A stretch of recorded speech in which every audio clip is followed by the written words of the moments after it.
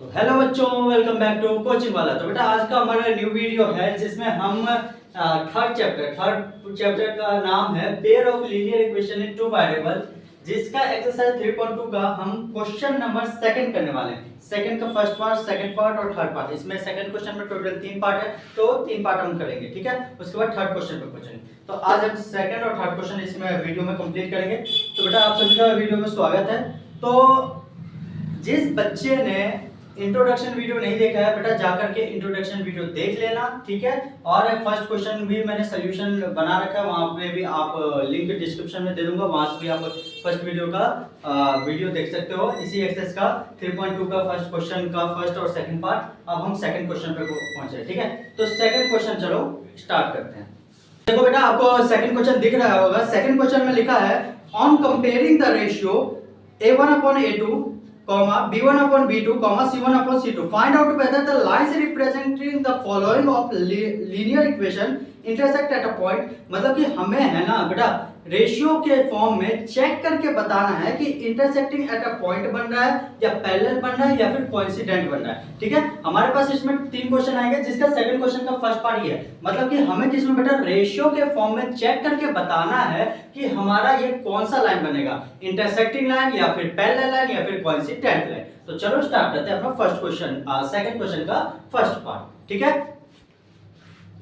तो देखो बेटा इस फर्स्ट इक्वेशन में, अकॉर्डिंग टू फर्स्ट इक्वेशन में आपको a1 की वैल्यू पता चल रही होगी बेटा। a1 की वैल्यू कितनी दे रही है, देखो ये वेरिएबल है, इसके साथ एक कांस्टेंट टर्म है, तो कांस्टेंट टर्म को ही हम क्या बोलते हैं a1, ठीक है।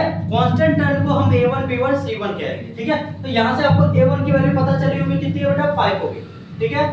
अब b1 की वैल्यू कितनी है बेटा -4, कितना है बेटा -4 हो गया। और c1 की वैल्यू कितनी है बेटा +8, ठीक है। साइन का भी आप माइनर ध्यान रखना बेटा, साइन को भी चेक करते हुए चलना कि प्लस माइनस का साइन कहां पे यूज होगा कहां पे नहीं होगा, ठीक है, ताकि कंफ्यूज ना हो। अब देखो इक्वेशन सेकंड में आओ। सेकंड में देखो a1 की a2 की वैल्यू, क्योंकि a1 तो फर्स्ट टर्म में हो गया, सेकंड इक्वेशन में क्या होगी a2 b2 और c2। तो a2 की वैल्यू कितनी होगी बेटा +7 हो गया, और b2 की वैल्यू कितनी होगी, b2 की वैल्यू कितनी होगी +6 हो गया, और c1 की वैल्यू c2 की वैल्यू कितनी होगी बेटा -9। आई होप आपको क्लियर हो। तो देखो a1 की वैल्यू 5, b1 की वैल्यू -4, c1 की वैल्यू 8 आई, a2 की वैल्यू 7, b2 की वैल्यू 6 और c2 की वैल्यू -9 आया, ठीक है। तो हमें किसमें रेशियो के फॉर्म में चेक करके बताना है कि कौन सी लाइन बनेगी कौन सी लाइन नहीं बनेगी, ठीक है। तो फॉर्मूला क्या था, होता था बेटा a1/a2, ठीक है। तो a1 की वैल्यू कितनी है 5/7, b1/b2, b1 की वैल्यू कितनी है बेटा -4 और b2 की वैल्यू कितनी है +6, ठीक है। आई होप क्लियर हो। c1/c2, तो c1 की वैल्यू कितनी थी 8 और c2 की वैल्यू कितनी है बेटा -9, ठीक है। तो देखो क्या मेरी रेशियो फॉर्म में कोई भी एक दूसरे से इक्वल है, तो देख लो पता चला 5/7 या 6/3 कट पिट के कभी कोई भी इक्वल आ रहा है नहीं ना बेटा। तो रेशियो क्या बनेगी a1/a2 not equal to b1/b2 और not he equal to c1/c2। हमारी तीनों रेशियो मतलब कि a1/a2 not equal to b1/b2 not equal to c1/c2। मतलब पहला इक्वेशन और दूसरा इक्वेशन में से दोनों इक्वेशन का एक भी वैल्यू आपस में मैच नहीं कर रहा है। तो ये हमारी लाइन कौन सी होगी बेटा इंटरसेक्टिंग एट अ पॉइंट होगी। कौन सी लाइन होगी इंटरसेक्टिंग एट अ पॉइंट, ठीक है। इंटरसेक्टिंग एट अ पॉइंट, ठीक है। आई होप आपको अच्छे तरीके से ये क्लियर हो सेकंड क्वेश्चन का फर्स्ट पार्ट। अब चलो इसका सेकंड पार्ट करते हैं। तो देखो बेटा ये अब हम करने वाले हैं सेकंड पार्ट का फर्स्ट इक्वेशन का लाइन क्या है, देखो 9x + 3y + में 12। मतलब कि a1 की वैल्यू कितनी आ गई बेटा 9 आ गई, b2 की वैल्यू कितनी आ गई बेटा 3 आ गई, ठीक है। b2 की वैल्यू कितनी आ गई 3 और b1 की वैल्यू 3 आ गई और c1 की वैल्यू कितनी आ गई बेटा 12 आ गई। आई होप आपको अच्छे तरीके से क्लियर हो। अब यहां से देखो a2 की वैल्यू कितनी आ गई बेटा इस इक्वेशन के हिसाब से a2 की वैल्यू 18 आ रही है, b2 की वैल्यू कितनी आ रही है बेटा b2 की वैल्यू 6 आ रही है, ठीक है। और c2 की वैल्यू कितनी आ रही है +24। आई होप फर्स्ट इक्वेशन और सेकंड इक्वेशन में क्लियर हो। देखो अब एक चीज देखो, तो फॉर्मूला के अकॉर्डिंग टू क्या होता था a1/a2 मींस दैट a1 की वैल्यू कितनी थी 9 और a2 की वैल्यू कितनी थी 18, कटेगा तो कितना आ जाएगा बेटा 1/2, ठीक है। अब b1 अपॉन क्या होता था b2, तो b1 की वैल्यू कितनी थी बेटा, b1 की वैल्यू 3 थी और b2 की वैल्यू 6 है, कटेगा तो ये भी क्या आ जाएगा बेटा 1/2, ठीक है। आगे c1 अपॉन c2, c1 की वैल्यू कितनी थी बेटा 12 और c2 की वैल्यू कितनी है 24, तो ये भी कटेगा तो कितना आ जाएगा बेटा 1/2। आई होप आपको अच्छे तरीके से क्लियर हो, ठीक है। तो देखो इक्वेशन क्या बनती थी, इक्वेशन क्या बनेगी, तीनों लाइन आपस में इक्वल है, मतलब फर्स्ट इक्वेशन और सेकंड इक्वेशन आपस में हमारा इक्वल आ रहा है। ये लाइन देखो 1 1 1 अपॉन में 2 2 2 आ रहा है, means that a1 upon a2 equals to में b1 अपॉन b2 है और इक्वल टू में c1 अपॉन c2 है, मतलब तीनों रेशियो आपस में क्या हो रही है बेटा इक्वल आ रही है, ठीक है। आई होप आपको अच्छे तरीके से क्लियर हो। देखो a1 की रेशियो अपॉन में a2 की, मतलब a की रेशियो, b की रेशियो और c की रेशियो, तीनों रेशियो आपस में इक्वल आ रही है। जो तीनों लाइन अगर इक्वल आती है, तीनों रेशियो इक्वल आती है, तो उसको मैंने इंट्रोडक्शन में क्या बताया था, वो लाइन कौन सी होती है बेटा, कोइंसिडेंट लाइन होती है। तो ये कौन सी होंगी,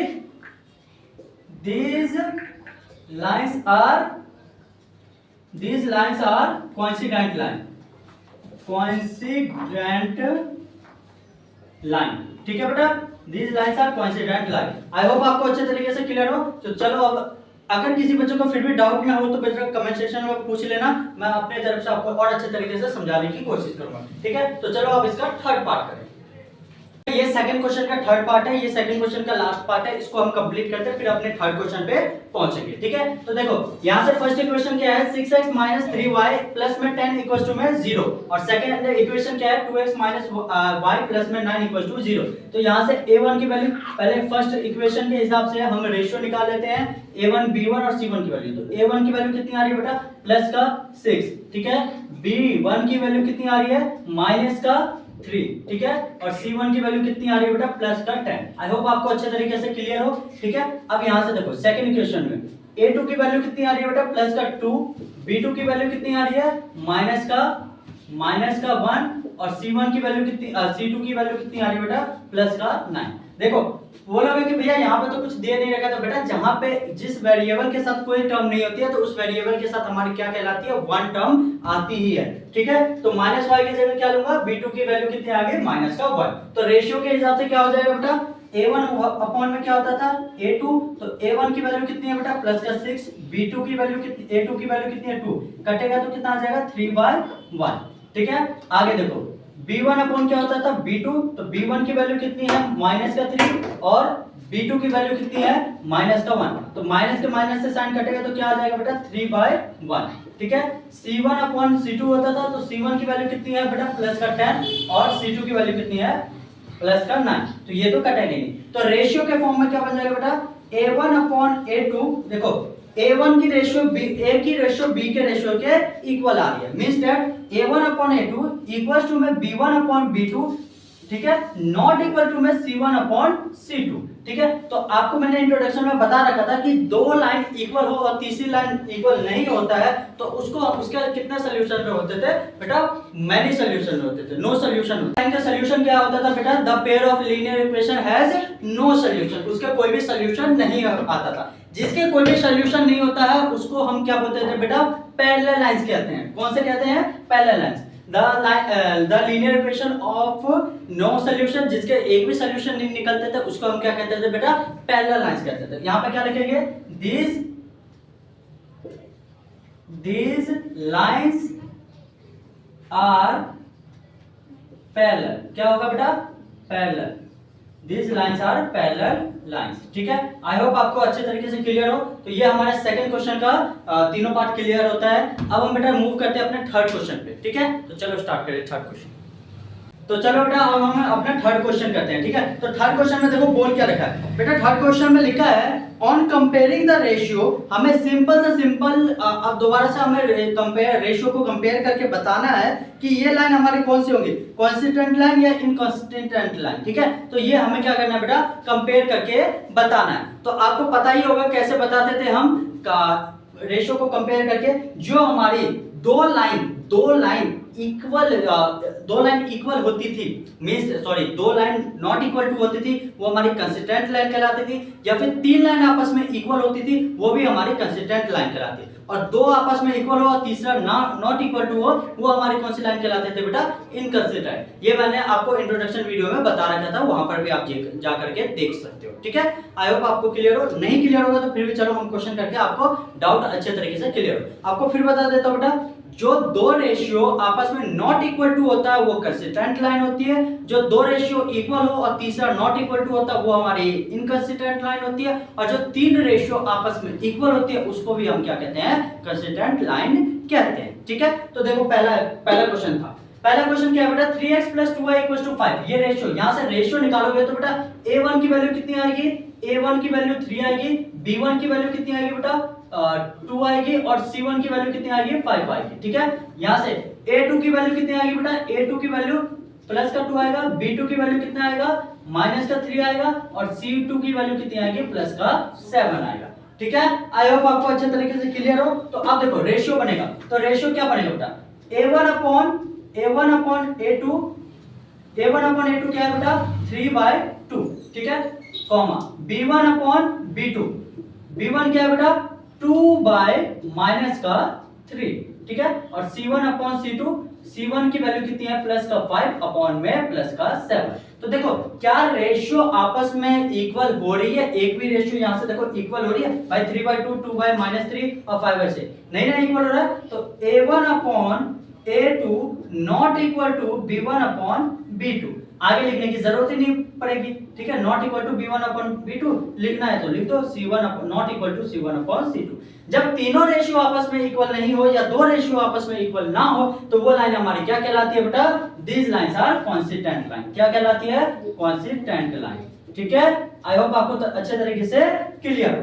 अब देखो तो बेटा फर्स्ट क्वेश्चन आई होप आपको अच्छे तरीके से क्लियर हो। अगर फिर भी बेटा डाउट हो या कुछ समझ ना आए तो मुझे कमेंट सेक्शन में पूछ लेना, मैं बता दूंगा। अब चलो इसी का सेकंड पार्ट करते हैं। सेकंड पार्ट में देखो रेशियो आपको दिख रही होगी, a1 की रेशियो कितनी है? 2, b1 की वैल्यू a2 की वैल्यू कितनी है? 4, b1 की वैल्यू कितनी है? -3, और b2 की वैल्यू कितनी है? -6, और c1 की वैल्यू कितनी है? 8, और c2 की वैल्यू कितनी है? 9। मैं लिख देता हूं, ये होगी a1, ये होगी 8 b2 b1, और ये होगी c1। ठीक है, और ये होगी बेटा a2, ये होगी b2, और ये होगी c2। ठीक है, तो रेशियो को फॉर्म में करेंगे तो क्या होगा बेटा? a1 upon a2 equals to में क्या हो जाएगा? 2/4, मींस डेट कटेगा तो 1/2 आएगा। आई होप आपको क्लियर हो। कॉमा b1 अपॉन b2, तो b1 की वैल्यू कितनी है बेटा? -3 अपॉन में -6 कटेगा तो क्या आ जाएगा बेटा? 1/2। आई होप आपको क्लियर हो।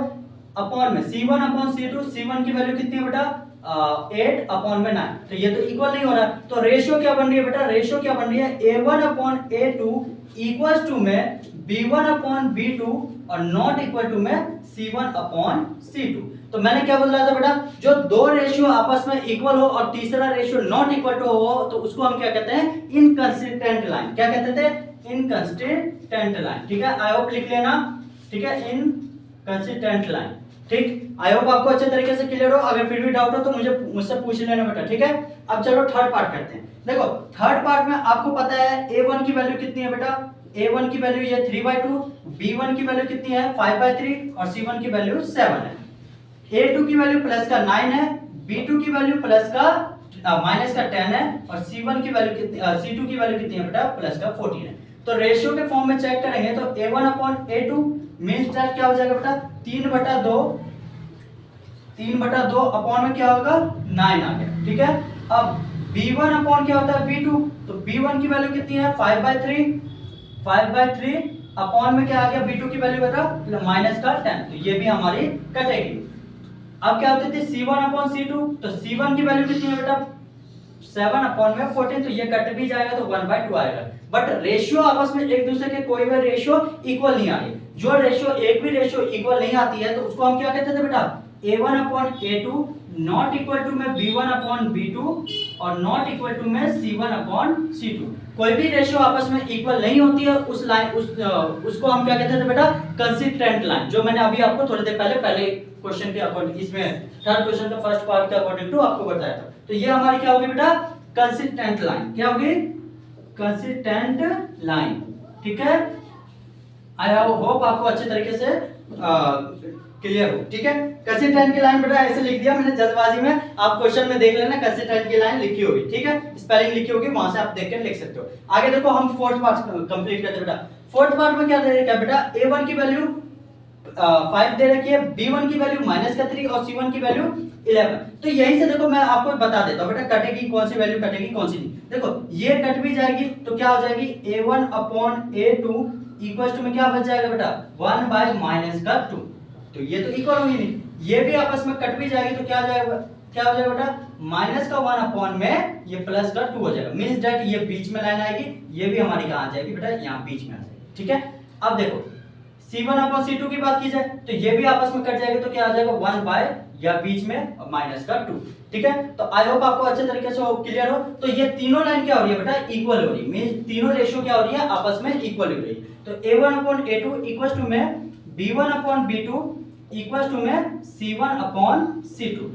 मैंने क्या बताया था, जो तीनों लाइन आपस में इक्वल होती है उस लाइन को हम क्या कहते थे, उसके कितने सॉल्यूशन निकलते थे बेटा मैनी सॉल्यूशंस निकलते थे। दीज आर मैनी सॉल्यूशंस, ये हमारे कौन से कोइंसिडेंट लाइन वाले होते थे। ठीक है, तो कोइंसिडेंट लाइन वाले के कितने सॉल्यूशन निकलते हैं बेटा मैनी सॉल्यूशंस निकलते हैं। ठीक है, तो तीनों आपस में इक्वल है, सॉरी कोइंसिडेंट पैरेलल वाले होते हैं।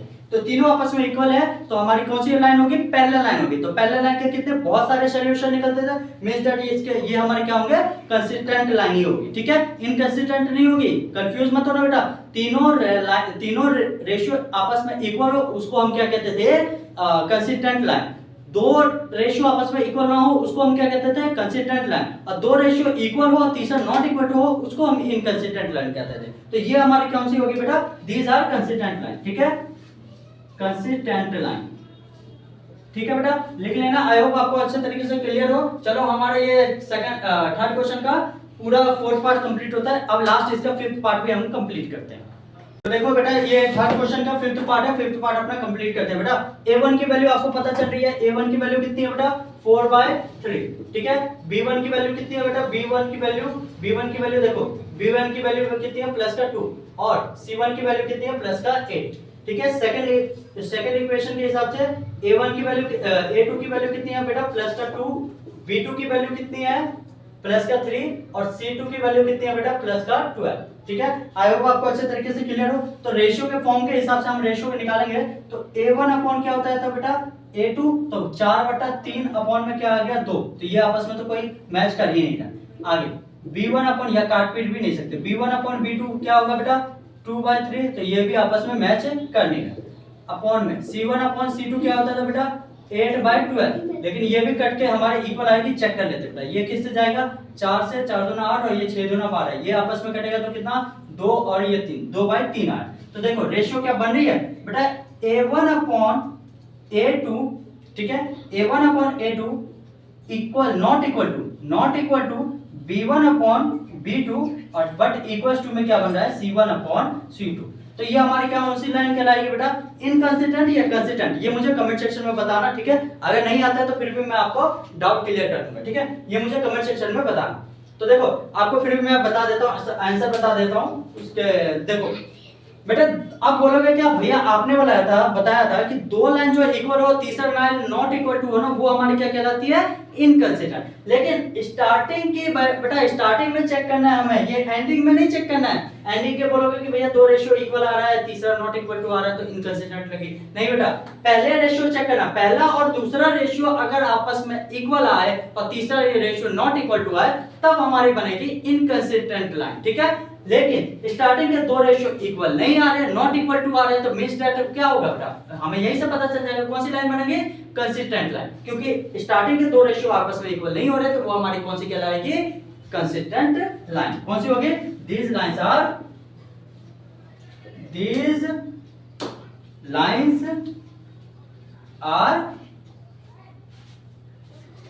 consistent lines।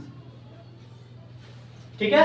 आई होप आपको अच्छे तरीके से क्लियर हो। अगर फिर भी बेटा कोई डाउट हो तो मुझे कमेंट सेक्शन में बता देना, मैं आपको अपने तरफ से और अच्छे तरीके से समझाने की कोशिश करूंगा। तो बेटा मिलते हैं नेक्स्ट वीडियो में। अगर जिस बच्चे को भी ऑफलाइन पढ़ना हो तो ऑफलाइन सेंटर का मैं एड्रेस आपको डिस्क्रिप्शन में दे दूंगा, वहां से आप आकर के ऑफलाइन सेंटर पर विजिट कर सकते हो और ऑफलाइन भी पढ़ सकते हो, ठीक है। तो अगर फिर भी इस क्वेश्चन में आपको सेकंड और थर्ड क्वेश्चन में कोई समझ कुछ पार्ट या कोई पॉइंट समझ में ना आया हो तो मुझे कमेंट सेक्शन में जरूर पूछ लेना। तो बेटा मिलते हैं नेक्स्ट वीडियो में, जिसमें हम अपना फोर्थ और फिफ्थ पार्ट कंप्लीट करेंगे। तो तब तक अपना ध्यान रखना, अच्छे से रहना।